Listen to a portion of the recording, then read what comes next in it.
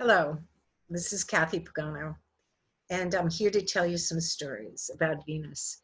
Right now in the sky, Venus has turned retrograde. And what that means is that Venus is traveling between the Earth and the Sun, and it appears as if she's going backwards. And psychologically, what happens is we turn that energy within so that we can contemplate what that means to us. Venus is in astrology represents beauty and sex and love and money, but also in a deeper mythological sense, she represents values and she represents wisdom. And so in turning within, she's asking all of us to look inside ourselves and decide, as we start to go back out into the world after self-isolating for a couple of months, what we value. So are we going to value the beauty of the earth, or are we going to go back to consumerism? Are we going to value our time and think about work, a better work and play and life balance than we have with so many of us working so hard? Are we going to go back and worry about money more than love? So there's all of these questions before us. And for these next few months, I thought, why not tell some stories about Venus? So I'm going to share a slide with you. I was going to do a whole slideshow, but my technological, as you can see, my technological capacity is not the greatest all the time. Okay, so anyway, this is Aphrodite.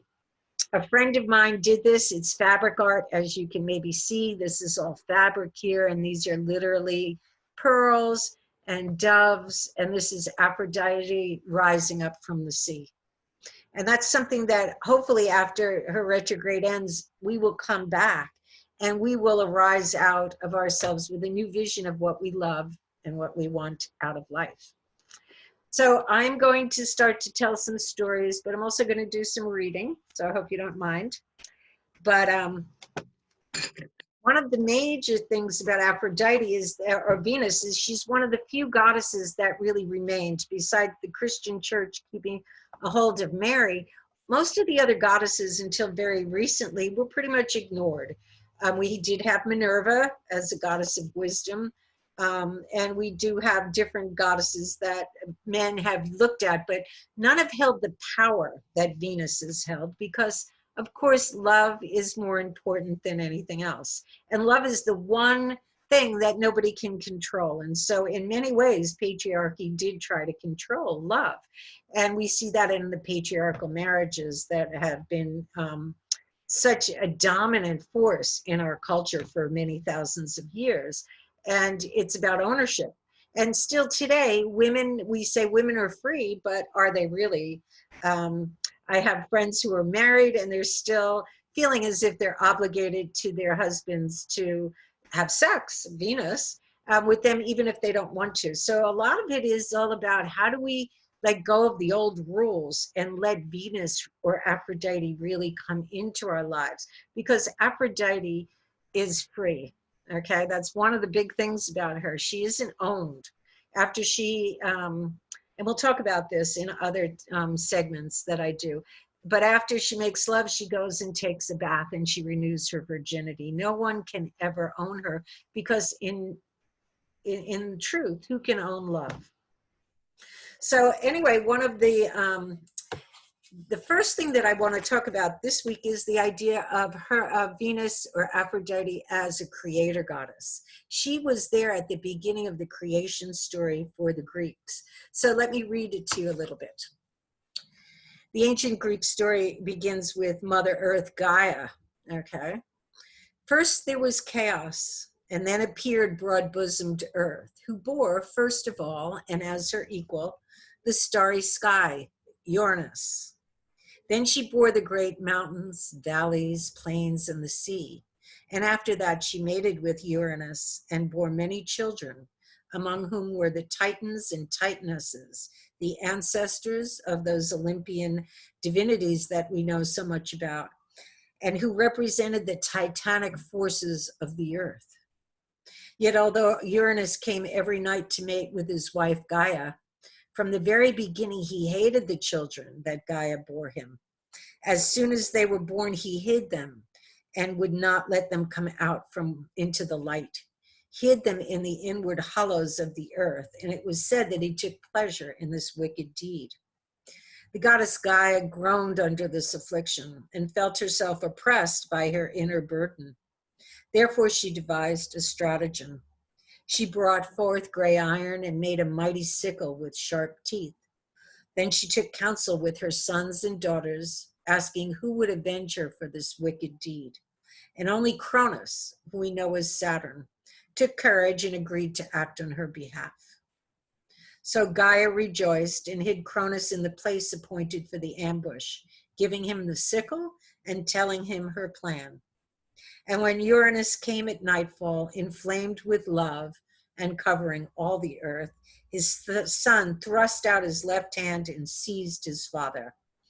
With his right hand, he took the huge sickle, quickly cutting off his father's manhood, and he cast it behind him into the sea.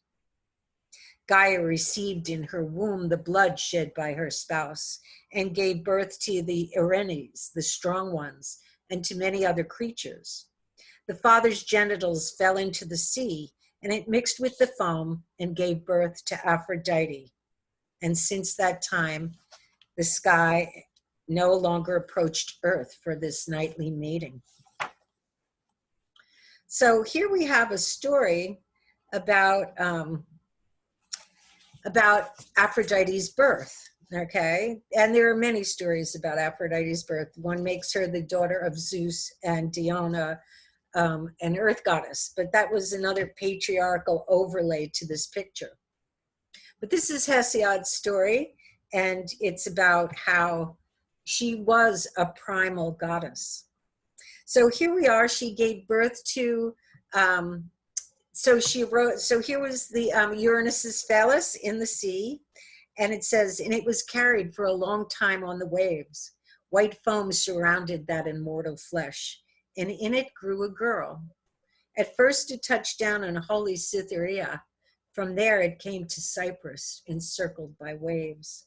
And there the goddess came forth, lovely, much revered, and grass grew up beneath her delicate feet.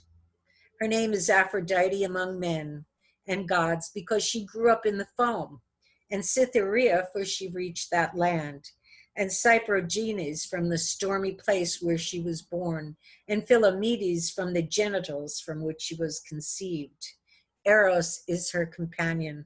Fair desire followed her from the first, both at her birth and when she joined the company of the gods. Now, we look at this and we think, okay, she was born out of this lovely foamy ocean. And we probably think of the Mediterranean since that's where she seemed to come ashore. But if we think of this as a primal ocean, okay, the ocean at the beginning of time, it was a cold ocean, okay? I had a dream when I was young that I was down in that ocean in a sphere, in a bathysphere. And it was the cold of outer space. These big giant leviathans were swimming around. And here, this most precious gift that we have, the gift of love and sexuality and desire, to arise out of that coldness of the universe and the coldness of that primal sea is amazing. And as you'll see in further down the line, as I tell more stories, Aphrodite is not just the goddess of beauty and sexuality. She is the one who initiates our souls. We become aware of ourselves through this goddess. So anyway, this is my first try, and I'm going to stop the share right now. Okay. I didn't want to go overboard. We're going to just do a little at a time. But Aphrodite as the creator goddess. Now, there is another story, if I can find it here. And let's see. Okay. There's one more story about her that we'll talk about, because if Aphrodite is the creator goddess, she's also a fertility goddess. She's one of the primal beings. This is another story about her, okay? It is said that an egg of wonderful size dropped from the sky into the river Euphrates. Fishes rolled it onto the bank, and doves sat on it and warmed it and hatched out Venus, who is known later in as the Syrian goddess. Venus was of surpassing worth and holiness, and Jove granted the fish the privilege of being translated into the stars as the constellation Pisces. On this account, fish and doves were reckoned to be divine by the Syrians, who did not eat them. And so originally, this goes back to when in the Middle East, there was a goddess called Atargatis, who was a mermaid goddess, and we'll talk about that too. As a matter of fact, that's one of the things that we could talk about. Who comes out of the sea is this goddess. It's a combination of fish and woman. And so we think back to the myths of mermaids. So psychologically, mermaids are interesting because fish are kind of like unconscious contents. That's what Jung would call them. So a new content that rises up within us and that we don't know anything about. But it has the body of a woman, the upper body of a woman. And so to me, mermaids are those undistinguishable longings we have for something more, something better. And because it has no feet, it only has a tail, it doesn't have any legs to stand on. And so there's the whole story of the Little Mermaid, where when she gets legs, she loses her voice. And it's that longing, that voice of longing that used to seduce sailors to their deaths that we're looking at. So we have Aphrodite arising out of the sea, of the collective unconscious, arising out of the primal ocean, which all of us came from. And she's remembered too as mermaids. Okay, mermaids are definitely part of her mythology. And so whenever we have a longing that we can't quite put our finger on, a longing that we can't manifest because it doesn't have any legs, that's the mermaid, and that's Aphrodite. Okay, we will stop this now, and I hope that the next few times I do this, I will get my technology working better. So meditate, especially now. Today is Friday, which is Venus's day. Okay, Freya's day, who was the Teutonic goddess of love. This is a great day to meditate on Venus and see what you do. And also because today the moon is in Pisces, today is May 15th. Pay attention. If you watch this today or tomorrow or even a bit on Sunday, pay attention to your dreams. Ask Aphrodite to come to you in your dreams and see what she has to say to you. Okay, until next Friday, may the goddess of love and beauty and wisdom walk with you.